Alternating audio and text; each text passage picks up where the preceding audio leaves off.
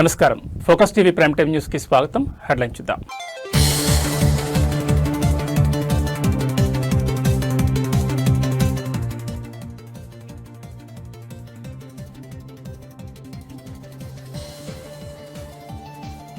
Municipal ఎన్నికల నామినేషన్ల పరిశీలన పూర్తి. బరిలో 19,608 మంది అభ్యర్థులు.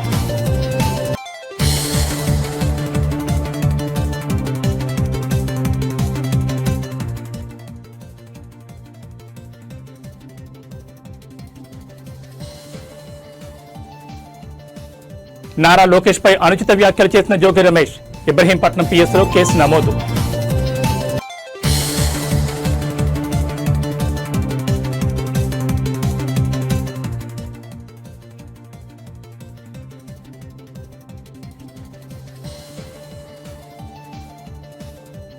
అంబట్ రాంబాబుకు 14 రోజుల జ్యుడిషియల్ రిమాండ్. రాజమండ్రి సెంట్రల్ జైలుకు తరలించిన పోలీసులు.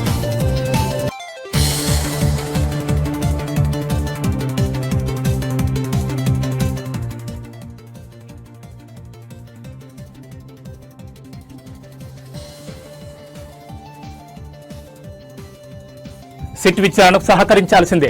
కేటీఆర్ వ్యాఖ్యలను తప్పుబట్టిన కవిత.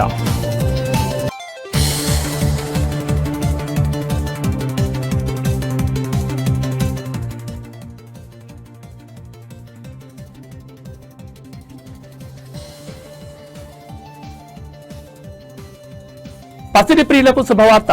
బంగారం, వెండి ధరలు రికార్డు స్థాయిలో పతనం. ఇక డీటెయిల్స్ చూస్తే మున్సిపల్ ఎన్నికల ప్రక్రియ తెలంగాణ రాష్ట్రంలో వేగంగా కొనసాగుతోంది. ఇందులో భాగంగా 116 మున్సిపాలిటీలు, 7 మున్సిపల్ కార్పొరేషన్లోని 2,996 వార్డులకు సంబంధించి దాఖలైన నామినేషన్ల స్క్రూటినీ ప్రక్రియను ఎన్నికల అధికారులు విజయవంతంగా పూర్తి చేశారు. ఈ పరిశీలన అనంతరం ప్రస్తుతం రాష్ట్ర వ్యాప్తంగా వివిధ పార్టీలు, స్వతంత్రుల తరపున మొత్తం 19,608 మంది అభ్యర్థులు ఎన్నికల బరిలో నిలిచారు. ఈ నెల 11 జరగనున్న పోలింగ్ సంబంధించి అభ్యర్థులు తుది జాబితా ఖరారు కావడంతో ఇది కీలక దశగా మారింది. ఎన్నికల షెడ్యూల్ ప్రకారం పోటీ నుంచి తప్పుకోవాలనుకునే అభ్యర్థులకు ఈ నెల 3వ తేదీ వరకు నామినేషన్ల ఉపసంహరణకు అవకాశం కల్పించారు. ఉపసంహరణ గడువు ముగిసిన వెంటనే అదే రోజు సాయంత్రం బరిలో నిలిచే అభ్యర్థుల తుది వివరాలను, వారి జాబితాను రాష్ట్ర ఎన్నికల సంఘం అధికారికంగా ఆన్లైన్లో పొందుపరచనుంది. ఫిబ్రవరి 11 పోలింగ్ నిర్వహించి 13వ తేదీన ఓట్ల లెక్కింపు చేపట్టి ఫలితాలను వెల్లడించనున్నారు. కాగా ఈ మున్సిపల్ ఎన్నికల్లో భారీ విజయం సాధించాలని అధికార కాంగ్రెస్, ప్రతిపక్షంలోని బీఆర్ఎస్, బీజేపీ పార్టీలు తమ వ్యూహాలు కొనసాగిస్తున్నారు. ఈ మేరకు పోటీలో నిలిచే వారి సంఖ్య కూడా అధికంగా కనిపిస్తోంది.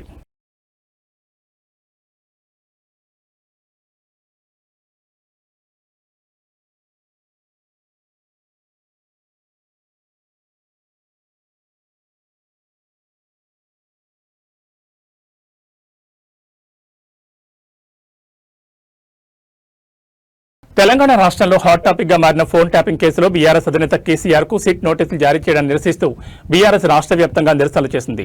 ఇందులో భాగంగా ఆదివారం ఉదయం ఖమ్మం, వరంగల్ హైవేపై మాజీ మంత్రి ఎర్రబెల్లి దయాకర్ ఆధ్వర్యంలో బీఆర్ఎస్ నేతలు ఆందోళన చేపట్టారు. ఈ క్రమంలో ముఖ్యమంత్రి రేవంత్ రెడ్డి దిష్టిబొమ్మను దహనం చేసే ప్రయత్నంలో పోలీసులతో వాగ్వాదం జరగడమే కాకుండా వారి విధులకు ఆటంకం కలిగించారనే ఆరోపణలు వెలువెత్తాయి. దీంతో మహబూబాబాద్ జిల్లా తొర్రూరు పోలీస్ స్టేషన్లో ఎర్రబెల్లి దయాకర్ సహా మరో 33 మందిపై బీఎన్ఎస్ సెక్షన్లు 189/2, 223, 126/2, 132, RW 190 కింద అధికారులు కేసులు నమోదు చేశారు. మున్సిపల్ ఎన్నికల నేపథ్యంలో అమల్లో ఉన్న మోడల్ కోడ్ ఆఫ్ కండక్ట్ ను ఉల్లంఘించి ముందస్తు అనుమతి లేకుండా నిరసనలు చేపట్టినందుకు ఈ చర్యలు తీసుకున్నట్లు పోలీసులు వెల్లడించారు. ఈ పరిణామం స్థానిక రాజకీయాల్లో మున్సిపల్ ఎన్నికల ప్రచారంలో తీవ్ర ఉత్కంఠను రేకెత్తించింది.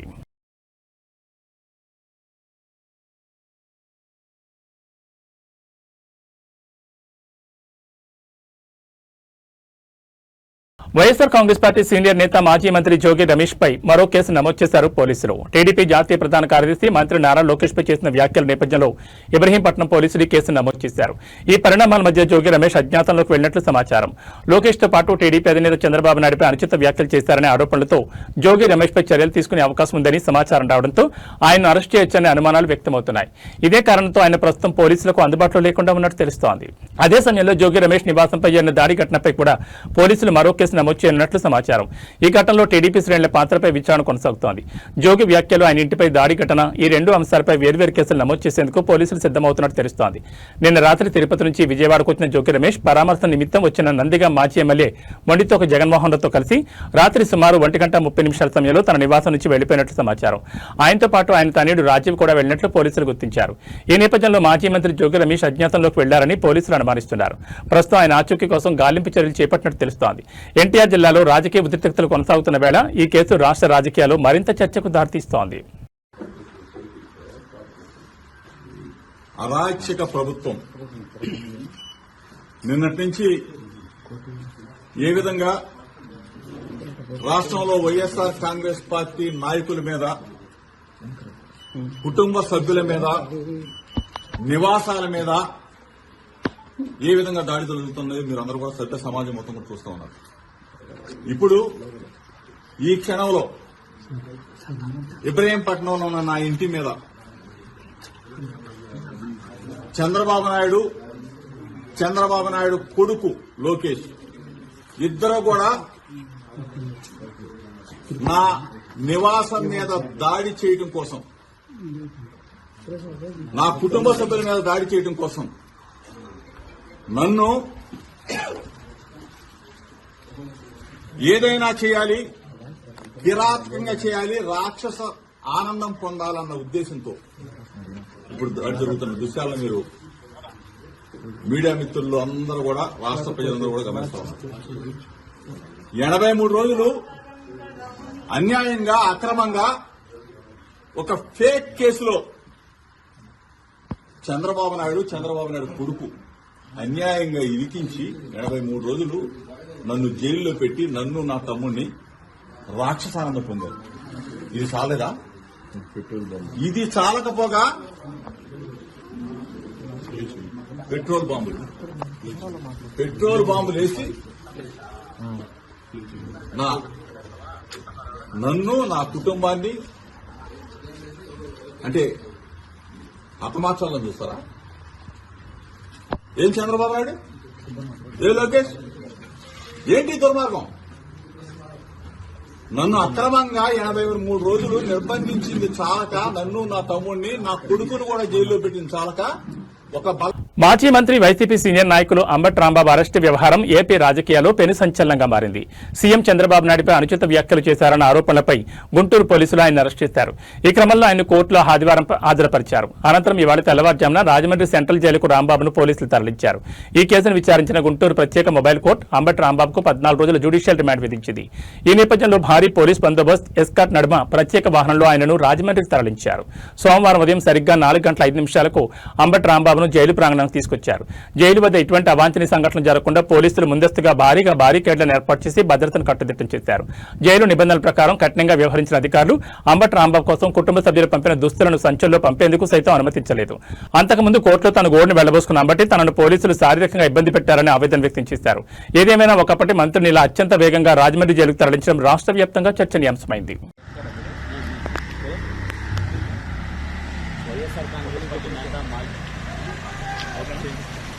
వైఎస్ఆర్ కాంగ్రెస్ పార్టీ నేత, మాజీ మంత్రి అంబటి రాంబాబుని రాజకీయ సెంట్రల్ జైలుకి తరలించడం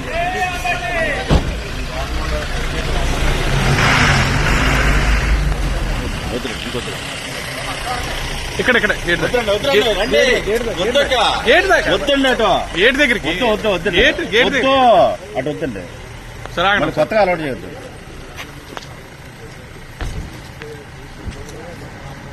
ఫోన్ ట్యాపింగ్ కేసులో మాజీ సీఎం కేసీఆర్ ను సిట్ విచారించింది. దీనిపై తెలంగాణ జాగృతి అధ్యక్షులు కవిత స్పందించారు. సిట్ విచారణలో ఏం జరిగిందో కేసీఆర్ చెప్తారని అనుకుంటున్నా. 2 ఏళ్లు అవుతున్నా ఫోన్ ట్యాపింగ్ కేసు ముగింపునకు రావడం లేదు. విచారణను త్వరగా ముగించాలి, దోషులకు శిక్ష పడాలి. 2 ఏళ్లు అవుతున్నా సిట్ విచారణ ముగింపునకు రావడం లేదని తెలంగాణ జాగృతి అధ్యక్షులు కవిత అన్నారు. విచారణ త్వరగా ముగిసి దోషులకు శిక్ష పడేలా చూడాలని కోరారు. హైదరాబాద్ లో నిర్వహించిన మీడియా సమావేశంలో కవిత మాట్లాడారు. సిట్ విచారణను తప్పుపడుతూ కేటీఆర్ మాట్లాడడం సరికాదు. చట్టాలను అందరూ గౌరవించాలి, సహకరించాలి. గుంట నకలతో కలిసి కాంగ్రెస్ డ్రామాలు ఆడుతోంది. నాతో పాటు నా భర్త ఫోన్లు ట్యాప్ చేశారనే అనుమానాలున్నాయి. సిట్ అధికారులు విచారణకు పిలిస్తే వెళ్లి సహకరిస్తానని కవిత చెప్పారు. బ్రదర్, మన ఏం జరిగిందో నాకు తెలియదు.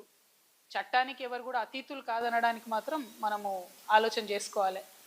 సేమ్ థింగ్ నిన్న కేసీఆర్ గారిని ఫోన్ ట్యాపింగ్ పిలిచిన తర్వాత కూడా మళ్ళా వర్కింగ్ ప్రెసిడెంట్ కేటీఆర్ గారు మాట్లాడుతూ అనేకమైన అంశాలు చెప్పారు. విచారణకు పిలవడం నేరము, ఘోరము అన్నట్టుగా మాట్లాడినారు.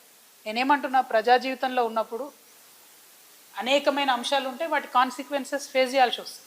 సో ట్రాన్స్పరెంట్గా విచారణ కొనసాగడానికి అందరం కూడా సహకరించి ఈ అంశాన్ని ఎంత తొందరగా క్లోజ్ చేస్తే అంత మంచిది. Thank you.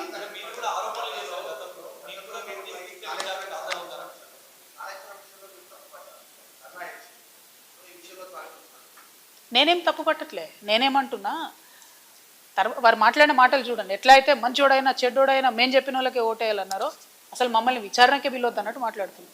అసలు ఆ సిచ్యువేషన్ ఎందుకు వచ్చింది? ఇన్ని రోజులు విలువలేదు కదా కేసీఆర్ గారిని విచారణకు. ఇప్పుడు ఆ సిచ్యువేషన్ వచ్చింది కదా, ఆ సిచ్యువేషన్ ఎందుకు వచ్చిందో ఇప్పటికన్నా అంతర్గతంగా వాళ్ళు పరిశీలన చేసుకోవాలి. ఒకటి. రెండు, ఒకవేళ పిలిచిండ్రు అనుకోండి విచారణకు, పోక తప్పదు. ఇప్పుడు రేపు నన్ను పిలిచినా పోతా. నన్ను కూడా అప్పుడు ఈడీ సిబిఐ పిలిస్తే పోతే కదా, నేను చేసినా నేరం చేయలేదా అనేటటువంటిది నేను చేయలేదని నా మనసుకు తెలుసు, కానీ అది ప్రూవ్ అవ్వాలి కదా. ఇప్పుడు కూడా అదే జరుగుతుంది. సో చట్టానికి అందరం కూడా సహకరించాలి, పిలిచినప్పుడు పోతాం. కాకపోతే ఆ యొక్క ఆలోచన విధానం ఏదైతే రాష్ట్రంలో పాలన గాడి తప్పిందని ప్రధానమంత్రిని కోరి ఏపీలో ఎమర్జెన్సీ పెట్టమని కోరాలని ముద్రగడ పద్మనాభరెడ్డి ఏపీ సీఎం చంద్రబాబు నాయుడు కోరారు. ఈ మేరకు సోమవారం ఒక బహిరంగ లేఖను రాశారు. రాష్ట్రంలో ఎమర్జెన్సీ పెడితే పదవీకాలం అయ్యే వరకు ప్రతిపక్షాన్ని జైల్లో పెట్టడానికి ఉపయోగపడుతుందని తాను అభిప్రాయపడుతున్నారని పేర్కొన్నారు. మాజీ మంత్రులు రజనీ, అంబటి రాంబాబు, జోగి రమేష్లను అవమానించేలా వ్యవహరించడం ఎంతవరకు సమంజసమని ప్రశ్నించారు. దేశంలోని ఏ రాష్ట్రంలోనైనా ఇలాంటి పాలన ఉందా అని ప్రశ్నించారు. తిరుమల లడ్డూలో నిజి కల్తీ జరగలేదని సీబీఐ రిపోర్టు ఇవ్వడం నుంచి దృష్టి మరల్చేందుకు ఇలాంటివి చేస్తున్నారని అనుమానాలు వ్యక్తం చేశారు. ఒక్క అబద్దాన్ని కప్పిపుచ్చడానికి 100 అబద్దాలు ఆడాల్సి వస్తుందని తన తండ్రి చెప్పిన విషయాన్ని గుర్తు చేసుకున్నారు. టీడీపీ నేతలు ఆడిన ఒక్క అబద్ధం వల్ల పార్టీ ఎంత నష్టపోయిందో పరిశీలించుకోవాలని సూచించారు. కూటమి పాలనలో కాపు కులాన్ని ప్రతిక్షణం టార్గెట్ చేస్తున్నారని ఆరోపించారు. గతంలో తన కుటుంబాన్ని, ప్రస్తుతం అంబటి రాంబాబు కుటుంబాన్ని టార్గెట్ చేస్తున్నారని విమర్శించారు. ఇది ఎంతవరకు సమంజసమని నిలదీశారు. గతంలో కాపులకు బీసీ రిజర్వేషన్ ఇస్తామని మొడిచేయి చూపించిన విషయాన్ని గుర్తు చేశారు. డిప్యూటీ సీఎం పవన్ కళ్యాణ్ మీద ప్రేమతో మాత్రమే టీడీపీకి మద్దతిస్తున్నామని ప్రకటించారు. పవన్ కళ్యాణ్ మద్దతునివ్వడం వల్లే చంద్రబాబు నాయుడు జైల్లో ఉన్నప్పుడు కార్యకర్తలు రోడ్డు మీదకి వచ్చారన్నారు. కాపుల మద్దతు కూటమి ప్రభుత్వం అధికారంలోకి వచ్చింది నిజం కాదా అని అడిగారు. దయచేసి కాపు కులాన్ని ఏపీ నుంచి వేరే రాష్ట్రానికి కట్టుబట్టలతో పంపించే కార్యక్రమం చేయండి అని ఆవేదన వ్యక్తం చేశారు.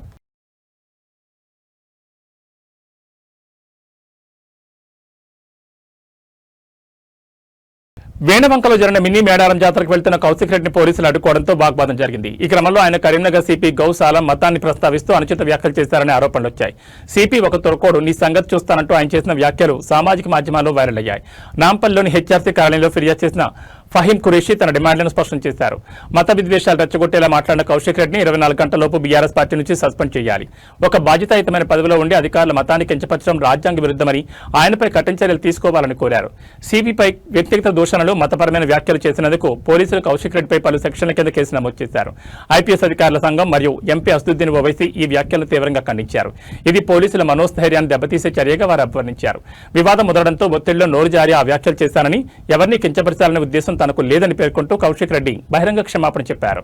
చేతంగా మేము రావడానికి కారణం ఏంటంటే, ఈ పాడి కౌశిక్ రెడ్డి హుజురాబాద్ ఎమ్మెల్యే, అన్ఫార్చునేట్లీ అతను ఒక రిలీజియన్ సంబంధించిన ఒక ఐపీఎస్ ఆఫీసర్, ఒక హానెస్ట్ ఐపీఎస్ ఆఫీసర్ మీద చేసిన వ్యాఖ్యలు, ఆయన ఉత్తర్ మీద వ్యాఖ్యలు కాదు అవి, యావత్తు ముస్లిం కమ్యూనిటీ మీద చేసిన వ్యాఖ్యల మీద మేము ఈరోజు వచ్చి state human rights commission complaint ఇవ్వడం జరిగింది. వాళ్ళు ఇమీడియట్గా దీని మీద రిపోర్ట్ కాల్ఫర్ చేసి యాక్షన్ తీసుకుంటా అని చెప్పారు. మాట పూర్తి నమ్మకం ఉంది.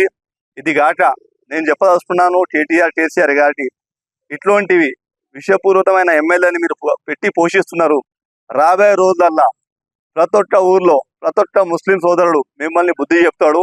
ఎందుకంటే ఇలాంటి కల్చరు, ఇలాంటి మాటలు ఏ పార్టీ ఎమ్మెల్యే ఇప్పటి వరకు ఏ రోజు ఇండిపెండెన్స్ వచ్చినప్పటి నుంచి ఈ రోజు ఇట్లాంటి వ్యాఖ్యలు ఏ ఎమ్మెల్యే చేయలేదు.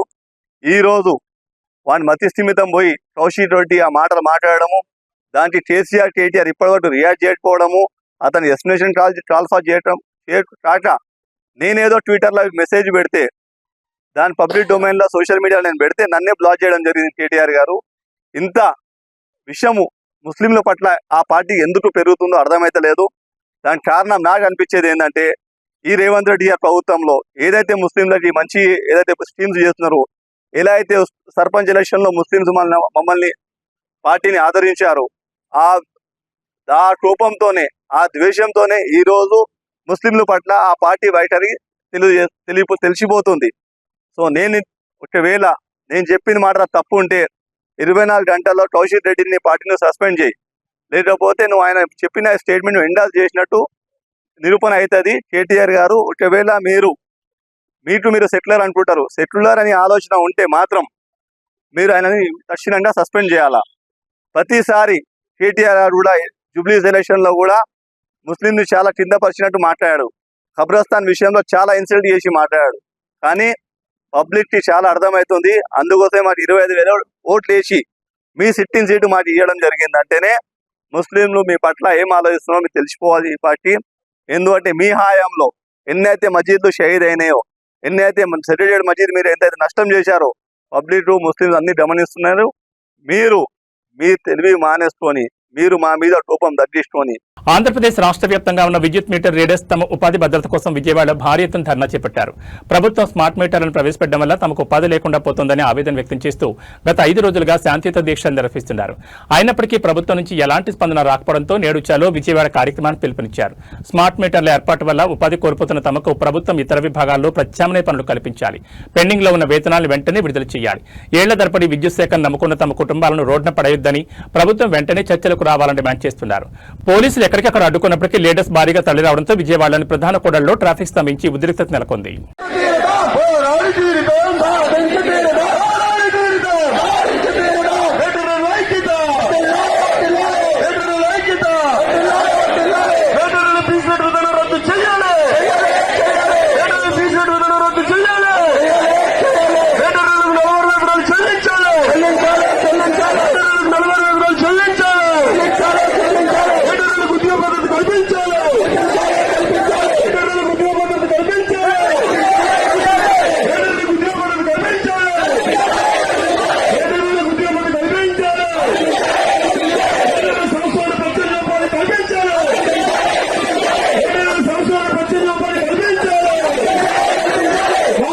నిర్మల్ జిల్లాను చిరుతపురుల సంచారం భయపెడుతోంది. ఒకే రోజు 2 చిరుతల జనం కంటపడడంతో ఆ భయం రెట్టింపైంది.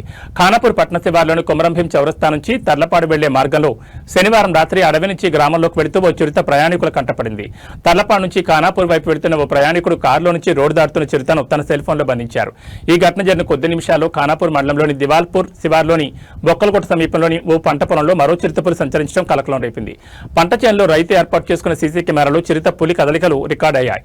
అది గుర్తించిన రైతు అటవీశాఖ అధికారులకు సమాచారం అందించారు. మండలంలో ఒకే రోజు 2 చిరుతలు కెమెరా చిక్కడంతో సోషల్ మీడియాలో ఈ వీడియోలు వైరల్ గా మారాయి. చిరుతల సంచారం ఘటనతో అటవీశాఖ అప్రమత్తమైంది. దీంతో ఖానాపూర్ మండలం సమీప ప్రాంతాల ప్రజలను తర్లపాడు దివాల్పూర్ గ్రామాల రైతులు ప్రజలకు హెచ్చరికలు జారీ చేసింది అటవీశాఖ. తాజాగా సాగిన జంతు గణనలో గణనీయంగా చిరుతల సంఖ్య పెరిగినట్లు సమాచారం. పెంబి అడవి ప్రాంతంలో మాంసాహార జంతువుల సంఖ్య రెట్టింపైనట్లు అటవీశాఖ ప్రాథమికంగా గుర్తించింది.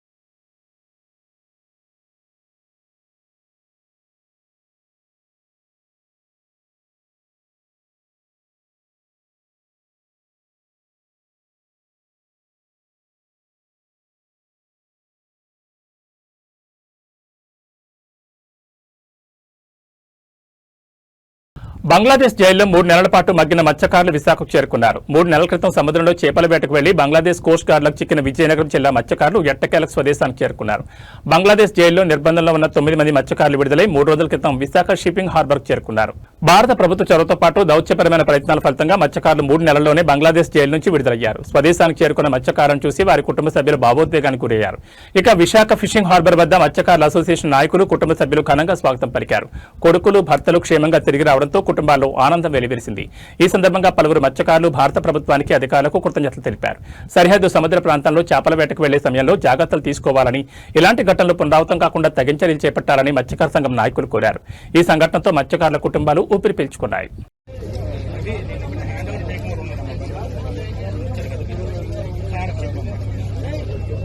బంగారం వెండి ధరలు భారీగా పతనమయ్యాయి. ఆల్ టైం గరిష్ట స్థాయికి చేరిన తర్వాత గత 4-5 రోజులుగా పసిడి వెండి ధరలు నేలచూపులు చూస్తున్నాయి. ఈ క్రమంలో ఇవాళ ఒక్కరోజే బంగారం ధర రికార్డు స్థాయిలో పడిపోయింది. ఈ పరిణామం పెట్టుబడిదారులకు షాక్ ఇవ్వగా కొనుగోలుదారులకు ఊరటనిచ్చింది. ఈ రోజు ఉదయం హైదరాబాద్ మార్కెట్లో 24 క్యారెట్ల 10 గ్రాముల బంగారం ధర ఏకంగా 9,050 రూపాయలు తగ్గి 1,51,530కి చేరింది. అలాగే 22 క్యారెట్ల తులం బంగారం ధర 8,300 తగ్గి 1,38,900 వద్ద ట్రేడ్ అవుతోంది. దేశ రాజధాని ఢిల్లీలో కూడా దాదాపు ఇదే పరిస్థితి కొనసాగుతోంది. అక్కడ 24 క్యారెట్ల పసిడి ధర 1,51,680గా నమోదైంది. బంగారం బాటలోని వెండి కూడా పయనిస్తోంది. కిలో వెండి ధర నిన్నటితో పోలిస్తే ఏకంగా 50,000 పతనమైంది. ప్రస్తుతం హైదరాబాద్, ఢిల్లీ మార్కెట్లలో కిలో వెండి ధర 3 లక్షలు అవుతుంది. కొద్ది రోజుల క్రితం కిలో వెండి ధర 4,25,000 వరకు చేరడం గమనార్హం. ఇటీవల రికార్డు గరిష్టాలకు చేరడంతో పెట్టుబడిదారులు భారీ ఎత్తున లాభాల సేకరణకు మొగ్గు చూపడమే ఈ పతనానికి ప్రధాన కారణంగా బులియన్ మార్కెట్ నిపుణులు విశ్లేషిస్తున్నారు. ఈ ధరల పతనం పెట్టుబడిదారులను ఆందోళన గురిచేస్తుండగా కొనుగోలు చేయాలనుకునే వారికి ఊరటనిస్తోంది.